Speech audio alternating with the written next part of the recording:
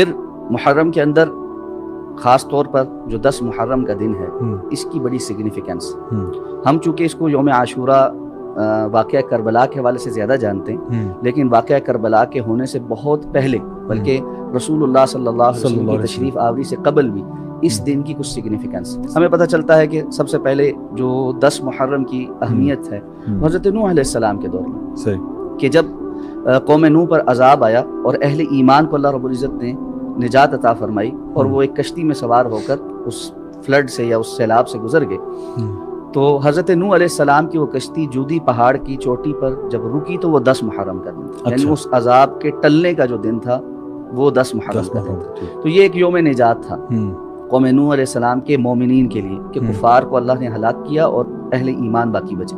پھر حضرت موسیٰ علیہ السلام کے جو قوم ہے بنی اسرائیل، اس کو فرعون سے غلامی سے نجات ملتی ہے، اور غلامی بھی ایسی ہے کہ جسے ہم جانتے ہیں بڑی سخت قسم کی غلامی ہے۔ اللہ تعالیٰ فرماتے ہیں بنی اسرائیل اس وقت کو یاد کرو جب ہم نے تمہارے اوپر نعمتیں کی کہ تمہیں ہم نے فرعون سے نجات عطا فرمائی، یسومونکم سوء العذاب، کوئی آسان بات نہیں تھی، وہ تمہیں بڑا سخت تکلیف دہ عذاب دیتے تھے، تمہیں ایسی غلامی میں رکھا ہوا تھا جو بہت تکلیف دہ تھی۔ تو اللہ تعالیٰ نے حضرت موسیٰ علیہ السلام کو فرعون سے اور بنی اسرائیل کو فرعون سے جب نجات عطا فرمائی تو وہ دن بھی 10 محرم کا دن تھا۔ رسول اللہ صلی اللہ علیہ وسلم مدینہ منورہ تشریف لائے، آپ صلی اللہ علیہ وسلم نے یہود کو دیکھا کہ وہ 10 محرم کا روزہ رکھتے ہیں۔ آپ نے ان سے پوچھا کہ تم 10 محرم کا روزہ کیوں رکھتے ہو؟ کیونکہ رسول اللہ صلی اللہ علیہ وسلم بھی 10 محرم کا روزہ رکھا کرتے تھے، یعنی 10 محرم کی ایک بڑی سگنیفیکنٹ ویلیو ہے شریعت میں، جو پہلے سے مختلف قسم کے حالات، اور اس میں رسول اللہ صلی اللہ علیہ وسلم نے فرمایا کہ یہ جو ایک دن کا روزہ ہے یہ 1 سال کے گناہوں کا کفارہ ہے۔ اللہ رب العزت نے رسول اللہ صلی اللہ علیہ وسلم کے اہل بیت میں بھی چنے ہوئے لوگ رکھے ہیں اور آپ کے صحابہ میں بھی چنے ہوئے لوگ رکھے ہیں۔ آپ کے ساتھیوں میں سے جو خاص طور پہ بالکل آپ کے قریبی ساتھی تھے، ہمارا دیکھیں انبیاء کے متعلق بھی یہ ایمان ہے، تلک الرسول فضلنا بعضهم علی بعض، انبیاء میں سے بھی بعض انبیاء کو اللہ نے دوسروں پر فضیلت عطا فرمائی۔ اسی طرح صحابہ کرام میں بھی مناقب ہیں، عشرہ خلفائے راشدین کا سب سے ہائر رینک ہے، اس کے بعد عشرہ مبشرہ کا رینک ہے، پھر بدری صحابہ کرام ہیں، پھر مہاجرین ہیں، پھر اس کے بعد انصار ہیں، اور جیسے جیسے جو ایمان لاتے رہے، ان اللہ کے رسول نے فرمایا تھا نا صحابہ کو کہ جو ہجرت سے پہلے ایمان لائے تھے، تم آج احد پہاڑ جتنا بھی خرچ کر لو تو ان میں سے کسی کی کھجور کے برابر کا مقام اجر نہیں حاصل کر سکتے، ان کا ایک خاص سگنیفیکنس۔ تو اس اعتبار سے صحابہ کرام کی اس سگنیفیکنس کو سمجھنا اور پھر اللہ کے رسول صلی اللہ علیہ وسلم کے اہل بیت کی سگنیفیکنس کو سمجھنا، یہ ایمان کا جز ہے۔ اس چیز کو نہیں ایڈریس کریں گے اور نہیں سمجھیں گے تو کہنے والے بہت سارا کچھ کہہ جاتے ہیں، بے شک والعیاذ باللہ۔ کہنے والے تو اس حد تک پہنچ جاتے ہیں کہ اللہ رب العزت کے فیصلوں میں ہی غلطی نکال دیتے ہیں۔ بعض لوگوں نہیں کہتے اور کتابوں میں نہیں لکھا کہ فرشتے نے نعوذ باللہ حضرت علی کے پاس آنا تھا اور وہ غلطی سے حضرت اللہ کے رسول صلی اللہ علیہ وسلم کے اوپر نازل ہو گیا، یہ لوگ کہتے ہیں، کتابوں میں لکھا ہے۔ اور میں یہ جانتا ہوں کہ الحمدللہ سنجیدہ فکر اہل تشیع علماء بھی اس چیز کو نہیں مانتے، اس کا رد کرتے ہیں کہ یہ کفر ہے، یہ بات سمجھ کہنا کفر ہے، اور اہل تشیع کا بنیادی یا جمہور کا عقیدہ یہ نہیں ہے۔ لیکن بعض لوگ کہتے ہیں نا جو بھی واقعات تھے ان کی اس وقت موجود حالات کے تناظر میں فیصلے تھے، جو باتیں ان تک پہنچ رہی تھیں اس کے مطابق اقدامات تھے۔ آج ہم ان کا انالیسس کرتے ہوئے زیادہ سے زیادہ یہ بات کہتے ہیں کہ حضرت علی رضی اللہ تعالیٰ عنہ حق پر تھے اور باقی صحابہ کرام سے اجتہادی غلطی ہوئی۔ اور یہ ہم ایک چیز بات واضح کر دیں، صحابہ کرام رضوان اللہ تعالی علیہم اجمعین کے تمام تر احترام، اہل بیت اطہار کے تمام تر احترام اور عزت اور شان کے باوجود ہمارا ایمان اور عقیدہ یہ ہے کہ انبیاء کے علاوہ کوئی معصوم نہیں۔ بے شک معصوم کا کیا مطلب ہوتا ہے؟ معصوم کا معنی یہ ہوتا ہے انبیاء کی جماعت کیونکہ اللہ رب العزت نے نمونہ بنائی تھی اور ان پر دین آتا تھا، وحی آتی تھی اور انہوں نے آگے وہ دین بتانا تھا۔ اگر وہ بھی غلطیاں کرتے تو اس کا مطلب یہ ہوتا ہے شریعت بھی مشکوک ہو جاتی، تو وہ غلطی نہیں کرتے تھے۔ اور کیوں نہیں کرتے تھے؟ کہ اللہ رب العزت کی طرف سے وحی آ جاتی تھی ان پر کہ یہاں یہ بات نہیں، یہ بات ہے، یہ بات نہیں، یہ بات ہے، ایسے نہیں کہنا، ایسے نہیں کہنا۔ قرآن مجید صراحت نہیں کرتا بما تحرم ما احل اللہ لک تبتغی مرضات ازواجک، تو اللہ رب العزت بتا دیتے تھے کہ یہاں ایسے نہیں کرنا، ایسے کرنا۔ اس لیے انبیاء معصوم تھے۔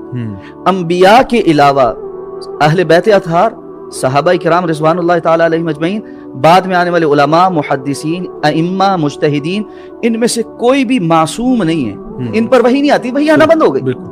انسان ہونے کے ناطے اپنی بساط میں کتاب و سنت کو واضح رکھ کر وہ جو بہتر سے بہتر سمجھ سکتے تھے اس کے مطابق فیصلہ کرتے تھے، اور رسول اللہ صلی اللہ علیہ وسلم کی وہ حدیث بھی سامنے رکھی کہ اللہ کے رسول نے فرمایا مجتہد کے لیے یا 2 اجر ہیں یا 1 اجر۔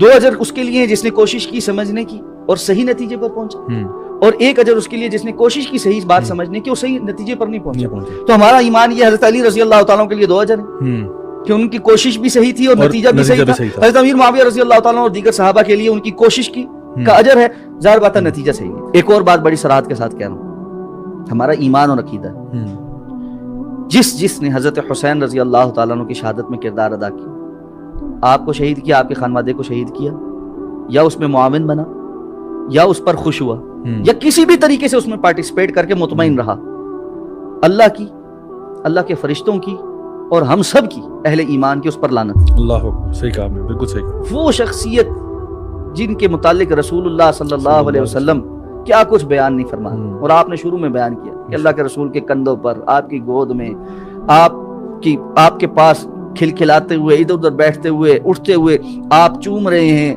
اور یعنی بہت بیان کر رہے ہیں کہ جی یہ میرے پھول ہیں، یہ جنت کے پھول ہیں، یہ جنت کے نوجوانوں کے سردار ہیں۔ یعنی ایسی شخصیات کو آپ، اللہ کے رسول صلی اللہ علیہ وسلم خانوادے کا ایک احترام، تو انبیاء نے سب سے زیادہ آزمائشیں دیکھی، اللہ کے رسول صلی اللہ علیہ وسلم نے کس قسم کی آزمائشیں نہیں دیکھی، کیسے کیسے تکلیف کے دن نہیں دیکھی۔ آپ سے پوچھا حضرت عائشہ نے کہ اللہ کے رسول آپ کی زندگی میں بہت سے زیادہ تکلیف کا کوئی دن آیا؟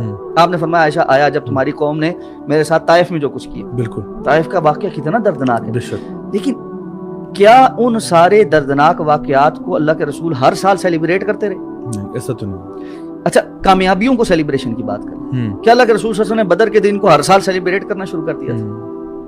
کیا فتح مکہ سے بڑی کامیابی کوئی ہوتی ہے؟ نہیں۔ جہاں اللہ ایسی کامیابی عطا فرمائے گا، تاریخ میں اس کی مثال نہیں ملتی، بغیر لڑائی کے ایسا روب اور ایسا شہر جہاں سے نکالا جا رہا ہے اور جہاں نماز نہیں پڑھنے دی جا رہی تھی، اللہ کے رسول صلی اللہ علیہ وسلم بیت اللہ میں داخل ہو کر لاٹھی سے بتوں کو گرا رہے ہیں، اور جاء الحق وزهق الباطل ان الباطل كان زهوقا کی آیات تلاوت فرما رہے ہیں۔ اس سے بڑی کوئی فتح ہوتی؟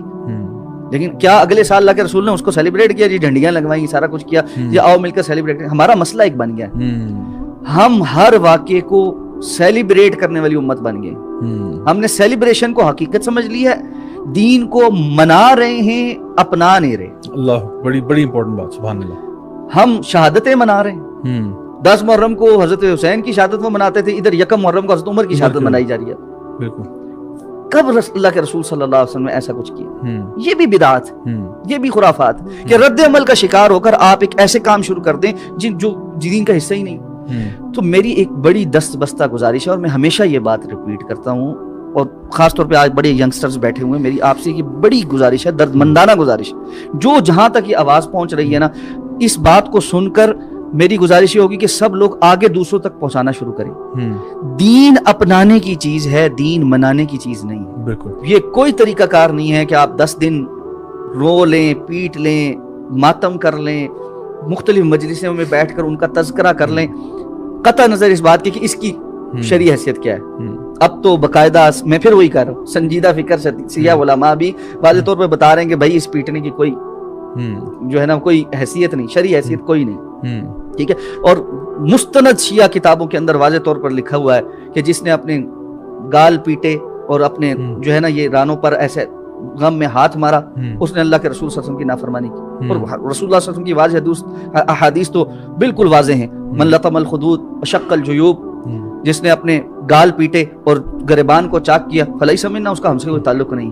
غم منانے کا بھی اسلام نے ایک طریقہ کار دیا ہے، ایسا ہرگز نہیں ہے کہ اسلام ایسا کوئی دین ہے جو صرف عبادات کا مجموعہ ہے۔ خوشی اور غم منانے کے طریقے اسلام نے دیے، غم منانے کے طریقے بھی اسلام نے دیے۔ رسول اللہ صلی اللہ علیہ وسلم نے کیا کہا تھا؟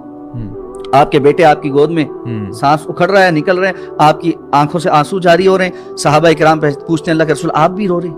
آپ نے کیا فرمایا؟ العین تدمع والقلب یحزن، آنکھ روتی بھی ہے، دل غمگین بھی ہوتا ہے، لیکن زبان سے ہم صرف وہ کہتے ہیں جس سے ہمارا رب راضی ہوتا ہے، انا للہ و انا الیہ راجعون۔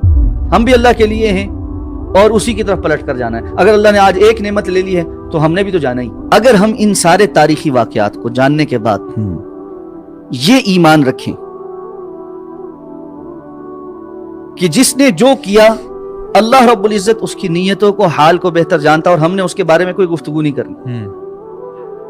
ٹھیک ہے. اور قیامت کے دن مجھ سے اللہ کا یہ سوال نہیں ہوگا کہ 1400 سال پہلے جو واقعہ ہوا اس کے بارے میں آپ کی رائے کیا ہے. آپ کس کو منافق سمجھتے تھے اور کس کو صحیح سمجھتے تھے؟ فتویٰ ضرور لگانا تھا تم نے. ٹھیک ہے. تو یہ مجھے بتائیں اگر آپ اس موقع پہ رہتے ہیں آپ سیف سائیڈ پہ ہیں یا قیامت کے دن اللہ کے سامنے کھڑے ہو کر اللہ رب العزت آپ سے یہ سوال کر لیں کہ میرے فلاں بندے کے متعلق تو میں نے منافقت کے اور فلاں چیزوں کے فتوے لگائے جبکہ وہ میرے نزدیک منافق نہیں تو تم کہاں کھڑے؟ جیسے کہ وہ ایک حدیث میں بھی آتا ہے نا کہ 2 شخص تھے جس میں ایک شخص نے دوسرے کو کہا کہ تو کبھی جنت میں نہیں جائے گا.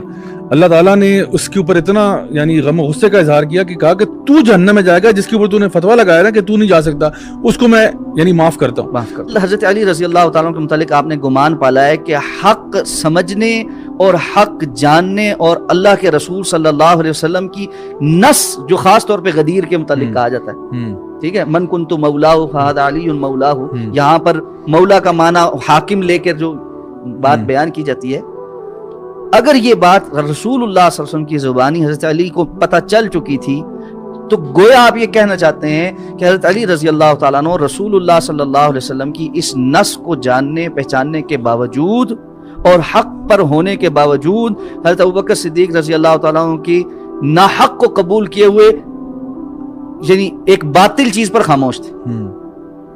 یہ کس پر تان ہے؟ حضرت علی رضی اللہ تعالیٰ پہ تان ہے. ہمارا تو ایمان یہ ہے کہ اگر یہ مان حضرت علی رضی اللہ تعالیٰ عنہ نے سمجھا ہوتا تو حضرت علی رضی اللہ تعالیٰ عنہ گردن کٹوا دیتے, رسول اللہ صلی اللہ علیہ وسلم کے فرمان کو نیچے نہ ہونے دیتے, سوال نہیں پیدا ہوتا. حضرت علی رضی اللہ تعالیٰ عنہ معاون ہیں, ان کے ساتھ اٹھ رہے ہیں, بیٹھ رہے ہیں, ان کی مجلس شورا کے رکن ہیں. حضرت ان تمام صحابہ کے ادوار میں جو جنگی مار کے ہوئے اس میں جرنیل کی حیثیت سے شریک ہو رہے ہیں, اپنی اولاد کا نام ان کے نام پر رکھ رہے ہیں. حضرت علی رضی اللہ تعالیٰ عنہ اپنی اولاد کا نام حضرت ابوبکر کے نام پر بھی حضرت عمر کے نام کا بھی رکھ رہے ہیں, ان کے ساتھ رشتہ داریاں بھی کر رہے ہیں. سارے معاملہ حضرت ابوبکر صدیق رضی اللہ تعالیٰ عنہ کی بیوہ سے حضرت علی رضی اللہ تعالیٰ عنہ نے نکاح کیا تھا بعد. تو ان کی آپس کی محبتیں اور بالخصوص واضح صحیح سند کے ساتھ یہ قول حضرت علی رضی اللہ تعالیٰ عنہ کا معلوم ہے کہ کوئی مجھے حضرت ابوبکر سے اور حضرت عمر سے زیادہ فضیلت والا نہ سمجھ. واقعہ کربلا یا اس جیسے جتنے بھی واقعات یا مشاجرات صحابہ, یہ وہ موضوع نہیں ہے جس کے متعلق قیامت کے دن آپ سے پوچھا جائے گا اور جس کی بنیاد پر نجات کا وہ ہوگا. ہاں, ان موضوعات میں پڑھ کر اگر آپ نے کسی بھی اللہ والے کے متعلق بغض پالا اور قیامت کے دن وہ بغض بار آ گیا, اس پر بیڑا غرق ضرور ہوگا. اس لیے سیفر سائیڈ کیا ہے کہ آپ اس پر توجہ دیں جو بنیادی کرنے کے کام ہیں اور وہ دین کی چیزیں سیکھنے کی. مسلمان اسلام کو اپناتا ہے, مسلمان اسلام کو مناتا نہیں ہے. ہم منا رہے ہیں, کسی نے محرم کو جو ہے نا اسپیشلائز اپنے لیے کچھ دن منانے کے طور پہ اپنا لیا ہے, کسی نے ربیع الاول کو کے کچھ دن منانے کے لیے رکھ لیے, اور جو باقی بچے نا انہوں نے رمضان کے کچھ دن منا لیے. یہ نہ ہو کہ جس دن قبر میں پہنچے نا اللہ معاف کرے اور وہاں پر سوال ہو من ربو کا, من نبیوں کا, ما دینوں کا, وہاں ہمیں جس طرح پشتو نہیں سمجھ آتی نا اس طرح ہمیں سوال بھی نہ سمجھ, اور یہ سیریس معاملہ ہوگا. میں سمجھتا ہوں کہ ہمیں ایک ایسی قوم بن چکی ہیں جو کہ نا بولنے والوں کی قوم ہے, یعنی ہر بندہ تبصرہ بھی کر رہا ہے, بات بھی کر رہا ہے, لیکن اپنے اوپر عمل نہیں کرنا چاہتے. ان لوگوں سے جن سے ہم محبت کا دعویٰ کرتے ہیں, چاہے وہ سیدنا حسین ہوں یا وہ نبی کریم صلی اللہ علیہ وسلم ہوں یا دیگر صحابہ ہوں رضی اللہ عنہم اجمعین, ہم ان کی بات تو بہت کرتے ہیں لیکن ان کی طرح بننے کے لیے شاید ہی کوئی لوگ ہیں جو کہ ایکچولی اپنے آپ کو تیار کرتے ہیں.